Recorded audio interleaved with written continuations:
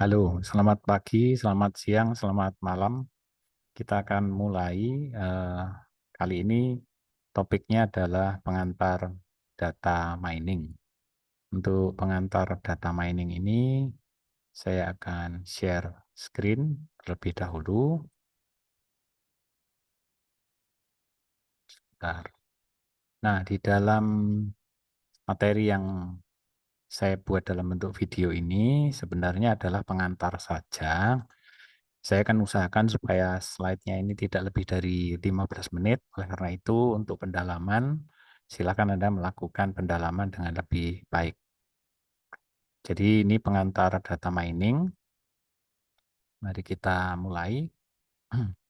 Agenda kita pada pengantar data mining ini adalah pemahaman konsep, kemudian definisi data mining, tahapan proses data mining, pengumpulan data, kemudian data dan sumber data, teknik data mining, algoritma asosiasi, algoritma klasifikasi, algoritma klasterisasi, kemudian evaluasi dan validasi. Kita masuk di konsep data mining seringkali disebut dengan demikian karena proses ini melibatkan penambangan atau ekstraksi pola dan informasi berharga dari data besar, mirip dengan penambangan mineral kalau di muka bumi.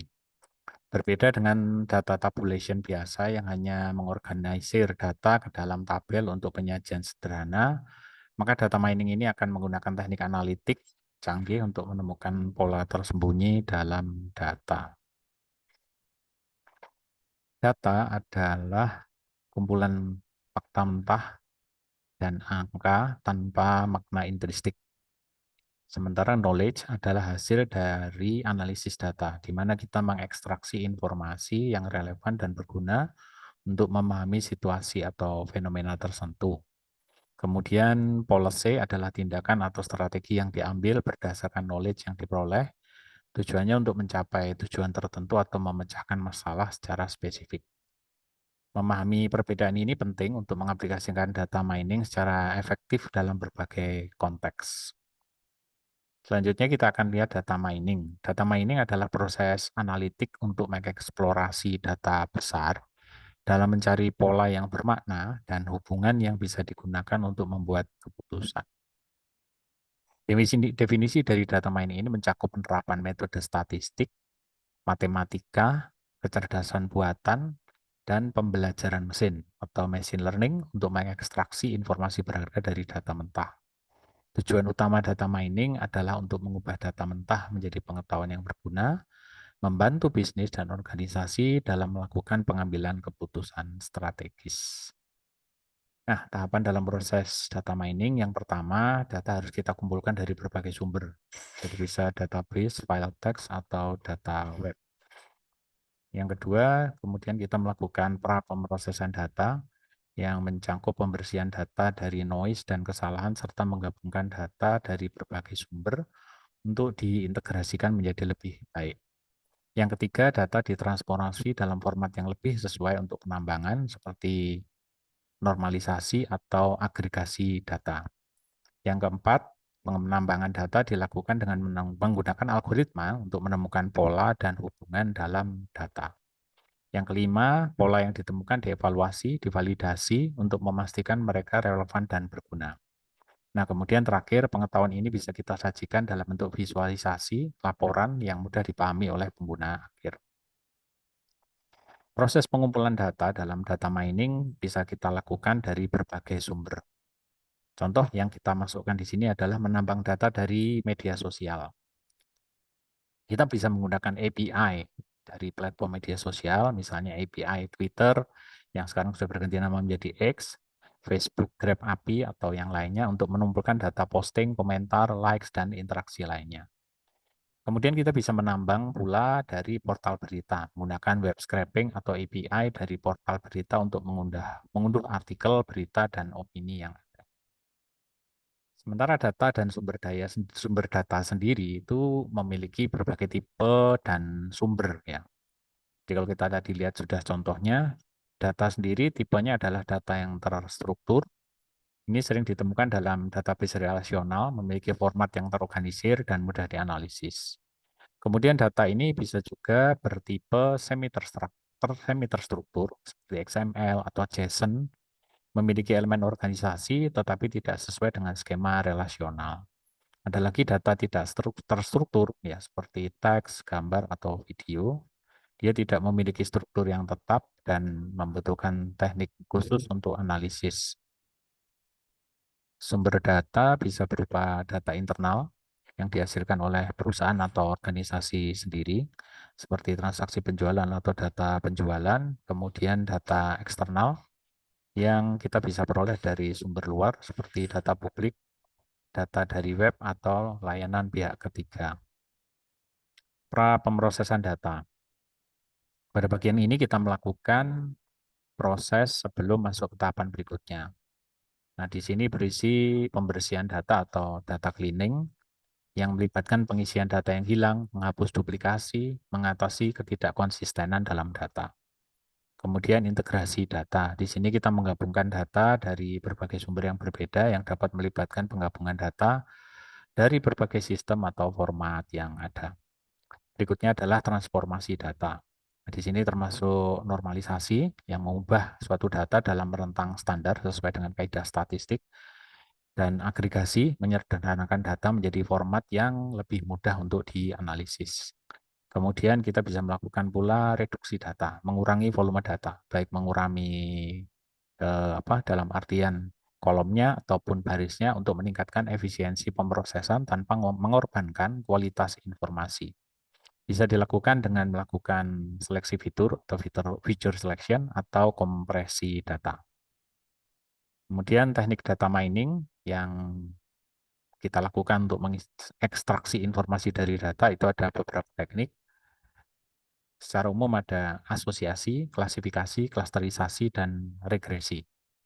Asosiasi itu mencari hubungan atau aturan antar variabel dalam suatu dataset, seperti menemukan produk yang sering dibeli secara bersamaan.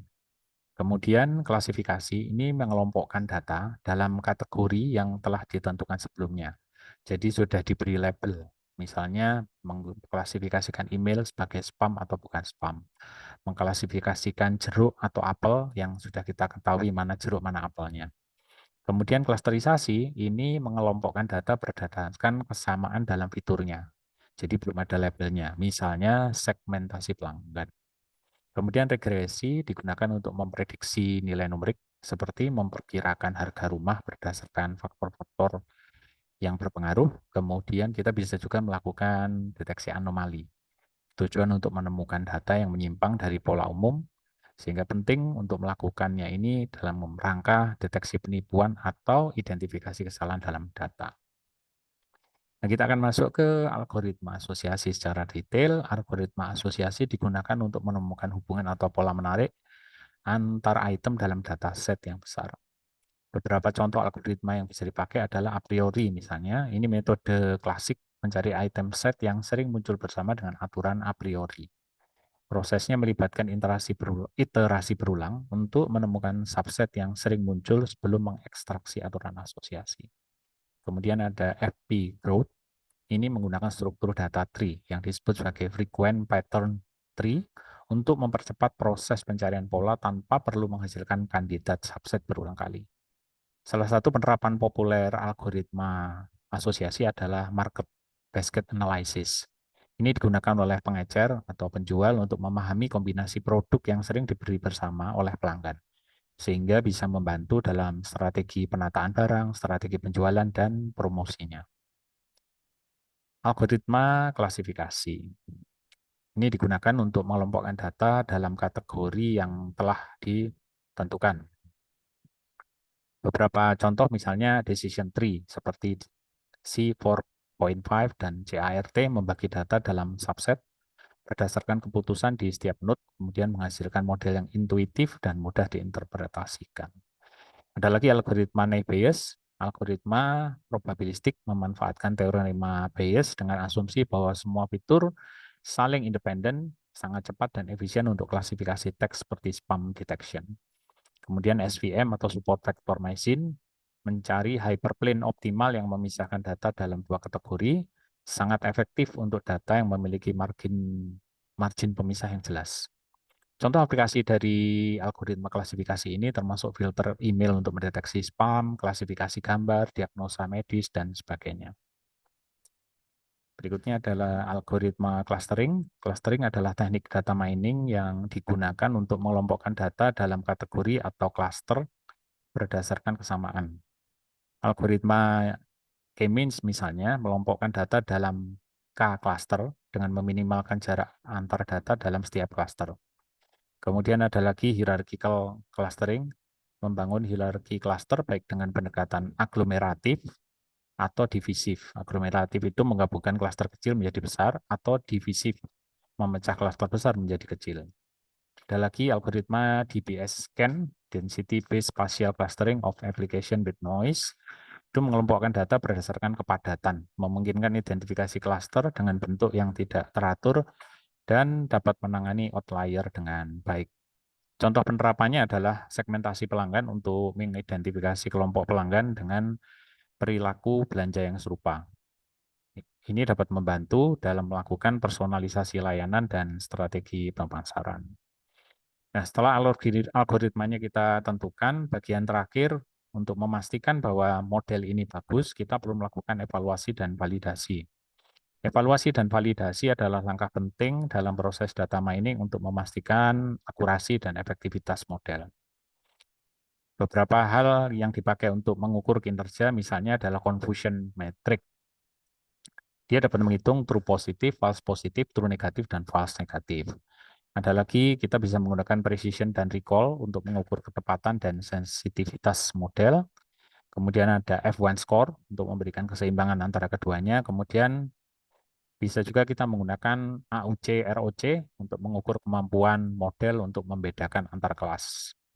Nah, di dalam validasi kita bisa membagi data untuk memastikan model kita tidak overfitting dengan membagi data menjadi subset pelatihan dan pengujian. Teknik validasi yang digunakan bisa menggunakan cross validation atau split validation.